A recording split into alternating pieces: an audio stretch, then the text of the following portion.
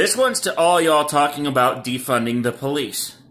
Now, this is episode 149 of Truckin' It. I hope y'all are doing amazing out there. This one's intended more for the rookie drivers, but it's also intended for some of us seasoned pros who have that bad habit with the right foot. So coming up, I want to talk with y'all about some easy ways to defund the police coming up.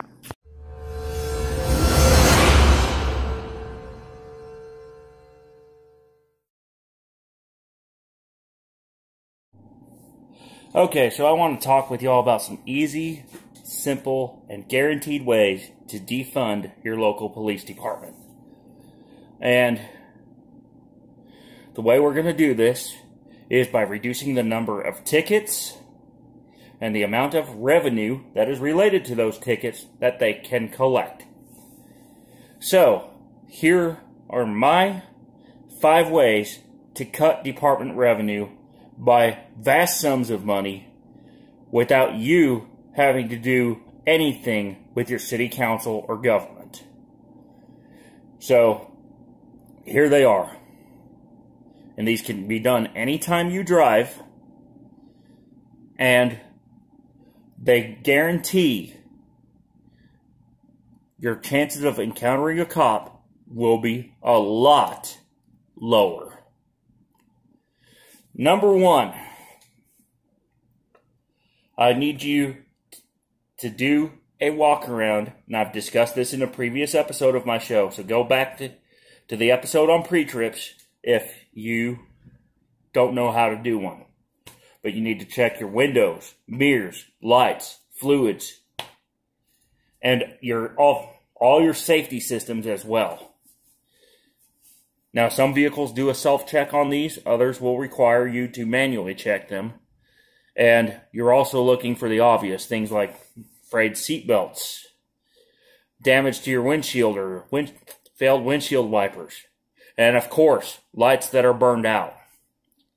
If you can't identify those for whatever reason because you're not trained up on how to do it, then you need to stop driving. Period. End of story. Now, let's say a cop sees that light burned out and he also sees your wheel drifting across the line because you're doing this. Okay. That leads me to number 2. Put your damn device down. PT, DDD, TD. That's put the damn device down, then drive. Use a headset like this. This one's the Plantronics Voyager Legend, by the way. You could get this at the truck stop for around $75, maybe a little less. There's other headsets that I also recommend, but I am not sponsored, by the way, just in case you're wondering.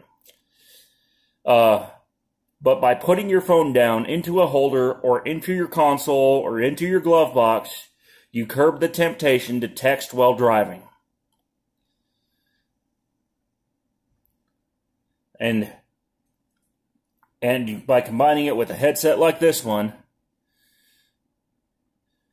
you always know your phone's going to be ready and charged, and you're going to be controlling your phone through some other means, specifically either the headset or perhaps your truck's audio system or some other safer method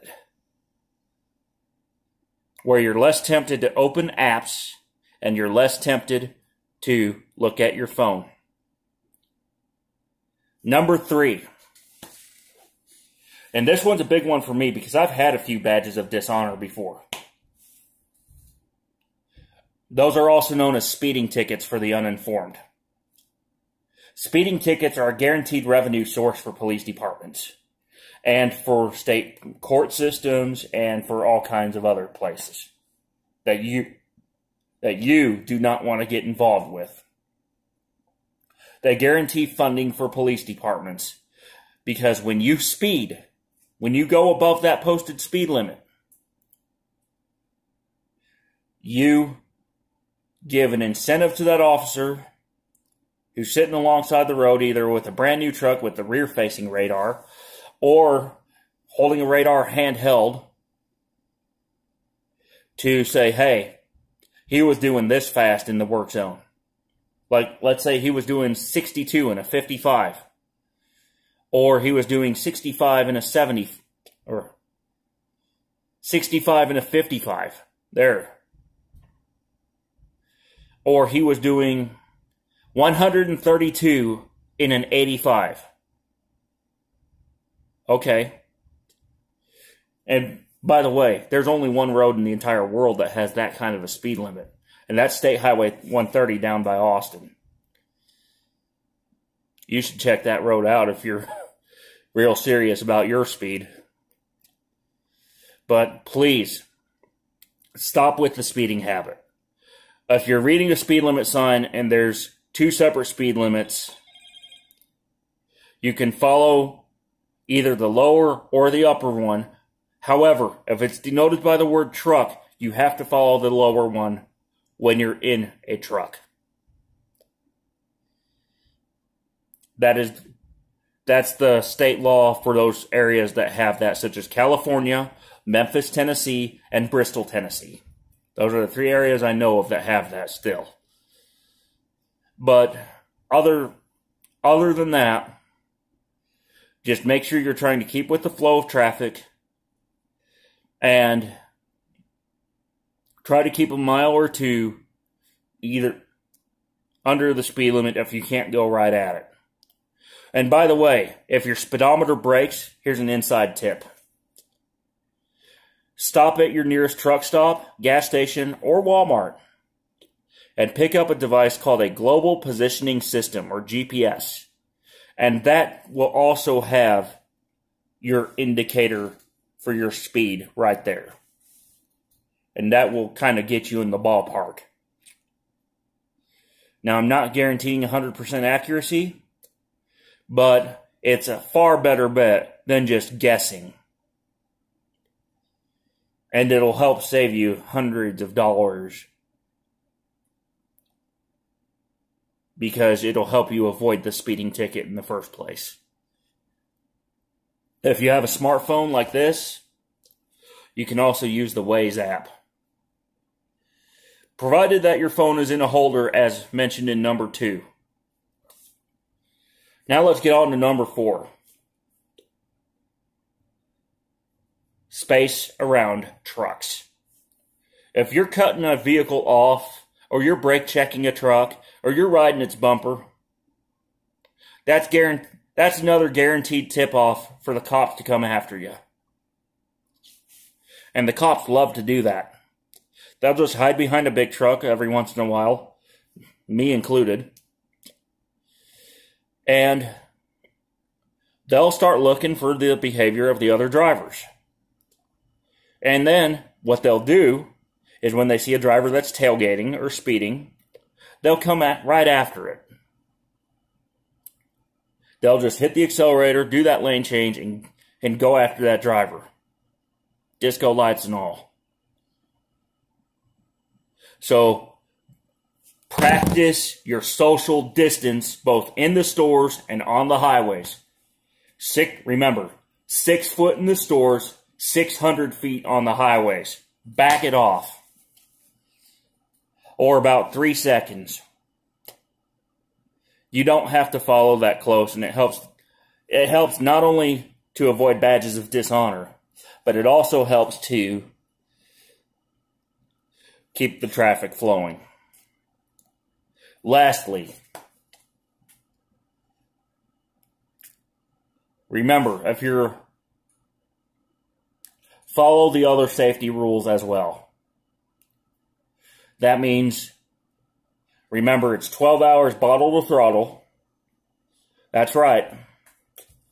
You should never, ever drive drunk. Wait at least 12 hours for that alcohol to get out of your system before you drive. And always, always wear your seatbelt.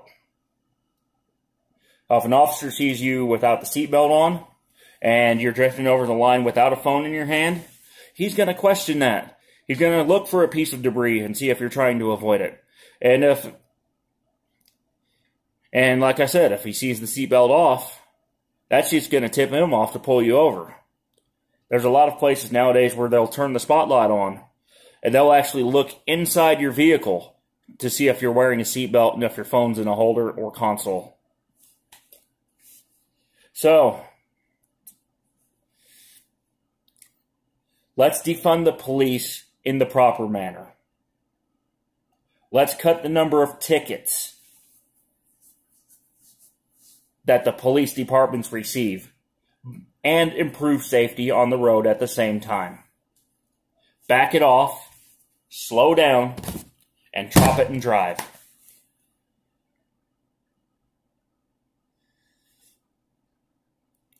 It really could be that simple. And that's just a guaranteed way to cut the funding by getting rid of the cause of traffic tickets. Also make sure during that pre-trip that your registration and paperwork are in order. And if you're coming due for an inspection, get it done. Because the consequences can be very severe if you don't.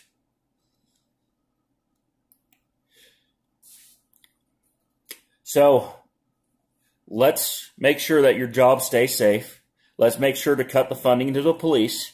And let's make sure to do so in a manner that you can easily do. Stop the speeding. Stop the distracted driving. And stop driving drunk. And that's for both intoxicated and intoxicated. I'm Zach Bell. This is Truckin' It. Until next time, keep learning, keep thinking, keep on trucking safely. And let's make your best trip your next trip. Bye for now.